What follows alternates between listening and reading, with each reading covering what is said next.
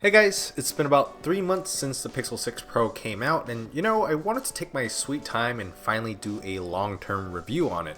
It's definitely a great big phone and I enjoy using it, but is it the right buy for you in 2022 and on? It's an interesting question because it's Google's flagship phone with premium hardware all around and dedicated Pixel software, but it's also their most expensive phone in a sea of Android flagships. Let's talk about that after talking about our sponsor for this video, Skillshare.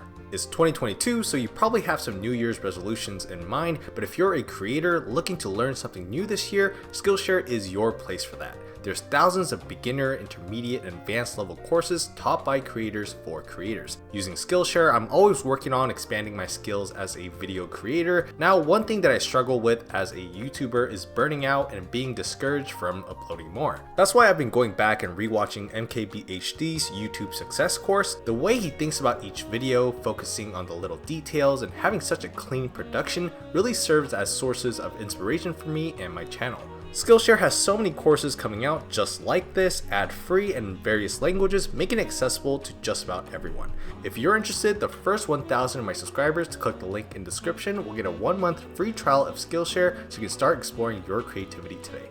Google is calling the Pixel 6 Pro their first official flagship phone, so they're definitely making a statement here with a bold look. It's still a slab Android phone on the front, but the back is instantly noticeable. Most people won't know that it's a Google phone specifically, but they might stop to ask you what it is, and in a world of iPhones and Galaxies, that means something. I do prefer the other colors, but I like how this design looks, but that should really be up to you. What I can tell you is that this feels every bit as premium as a highest end iPhone or Galaxy. It's an all glass design consisting of Gorilla Glass Victus with a light polished aluminum frame in between. That's supposedly the toughest phone glass around, but you should never trust an all glass phone for the years to come, so I definitely recommend using a case. That's especially because this is a giant phone with curved glass on the front and back. I can use this one-handed, but it does feel like a bit of a stretch sometimes, and due to the curved glass, I do get very occasional accidental taps and swipes here and there. It's also going to be a tight fit for a lot of pockets and purses, so do keep that in mind. Thankfully, that huge visor-like camera bump doesn't get in the way much except if you're holding your phone like this. The only quality issue that I found on this unit was that while the buttons are easy to reach and were clicky, the power button has now become mushy and is now harder to press. It may just be an issue on my unit, but it's something that I wanted to mention. That giant display on the front is a 6.7-inch QHD Plus OLED display. As you can assume from the specs, this is a really nice display. Definitely the best one I've seen from a Google device. The combination of the ultra-high pixel density, 120Hz, and pixel animations make this a super smooth and seamless display. The colors aren't as appealing or vibrant as those on Galaxy phones, but the blacks are as black as you can get, and it's overall just a nice display to look at for hours on in a day. That applies for reading articles, scrolling through social media, watching shows, and playing games. Now, the refresh rate doesn't seem to be super consistent. It seems to switch between 60 and 120Hz every now and then, but that's honestly something that I've experienced with every high refresh rate Android phone so far, so I can't knock this phone too much for it. If you're looking for a big display in 2022 but not a foldable, this should be one of the top options you're thinking about. That's all helped by the loud and crispy stereo speakers through the earpiece and the bottom firing speakers. I really have no complaints in terms of consuming content on this phone. The only thing that really annoys me is the in-screen optical fingerprint sensor. Compared to every other fingerprint sensor I've used on a phone, this is by far the slowest and the most inaccurate. I've never used a device that misread my finger as many times as this one. This has improved over the last couple of firmware updates, especially the January update, but I don't know if it's an issue that can be totally solved through software. Now let's move on to the triple rear cameras in this gigantic glass bump. There's the 50 megapixel main, the 12 megapixel ultra wide, and the 48 megapixel telephoto lens. It's a huge hardware upgrade from previous Pixel phones, but the biggest difference maker here is still the software. You're gonna get that classic Google machine learned post-processing with excellent low light photography, detailed landscapes, and high contrast photos. With the hardware upgrade, the Pixel 6 Pro's camera has an improved natural depth of field to it. Plus, it's very good at balancing scenes. If there's a bright sunlit window in the background, it'll get both the inside and the outside very accurately.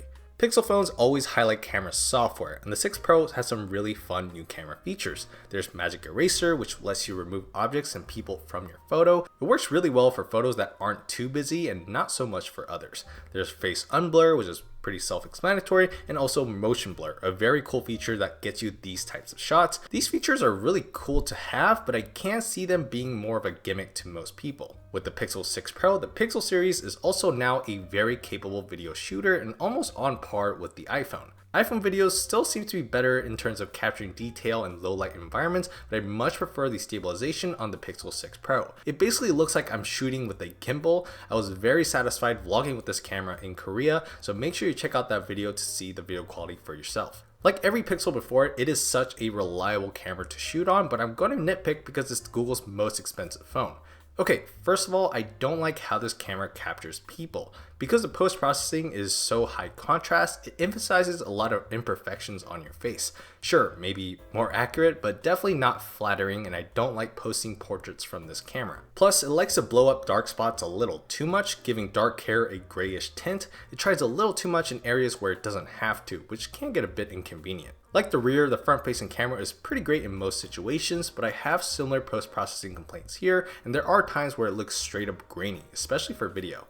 It seems to be trying too hard to brighten up dark spots, which ends up in a purplish, grainy selfie video. Overall, the Pixel 6 Pro has an excellent camera for almost every situation, but these Pixel style photos aren't for everybody. Besides the camera, the biggest highlight of a Pixel phone is the software. It's running Google's version of Android 12 and will be the first, if not the first, to get Android 12 in the upcoming months. It's a beautiful launcher with smooth animations all around with pleasing colors adapting to your background and what you're currently doing on the phone. While I think this is the best looking version of Android yet, Google's vision of Android is starting to feel more and more like iOS, meaning that it feels less flexible.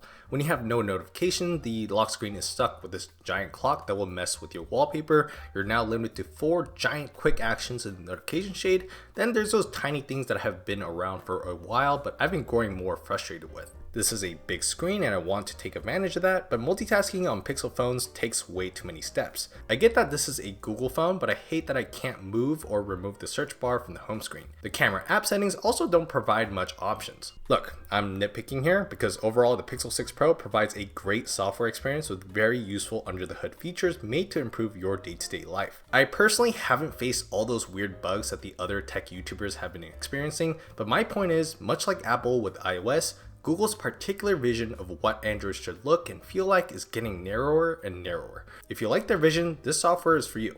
If not, look elsewhere. I might have some problems with Google's UI choices, but I have almost nothing to complain about in terms of speed and performance. The Pixel 6 Pro comes with the Google's custom Tensor chip, 12 gigs of RAM, and up to 500 gigs of storage. The Tensor chip is basically on par with last year's Snapdragon 888 chips, and this year's new chips have already started to arrive, but I have no doubt that this thing will keep up in 2022 and on. Everything is quick to launch, apps install fast, gameplay is super smooth and high resolution. Pixel phones haven't always been the best with memory management, but this thing has no issues whatsoever. My only real complaint about performance is the battery. The Pixel 6 Pro has a gigantic 5,000 mAh battery, but it really has not lived up to expectations. I thought, wow, Google's own SoC, dedicated Pixel software, and a 5,000 mAh battery. This must get awesome battery life. But no, it's been very mediocre. On average, I get about 3.5 hours of on-screen time. On good days, I get a little more than 4. Compared to all my other phones within the last 2 years, that might be the worst. Adding on to that, charging time is not very fast, mostly due to the large battery capacity, but also because of the smart adapting charging kicking in. These things will definitely help your internal battery age better, but keep in mind, it does take me a little less than 2 hours to get me from 20 to 80% with a 25-watt charger. Okay, putting everything together is the Pixel 6 Pro, the phone you should buy for 2022 and on. If you're a big screen user that likes Pixel software, want the latest updates, and you're in love with the camera quality and style of it, then yes, this phone is your best bet. If you don't quite fit into all or any of those categories, I would recommend you wait a bit for Samsung's February Galaxy S22 event to see what they offer as their flagship phone lineup. All these phones in the market are expensive, man, so try your best to get the most out of what you pay for. Alright guys, that's going to do it for this video. Thank you so much for watching. Let me know in the comments what you think is or will be the phone to get for 2022. Thanks again, and I'll see you guys on the next one.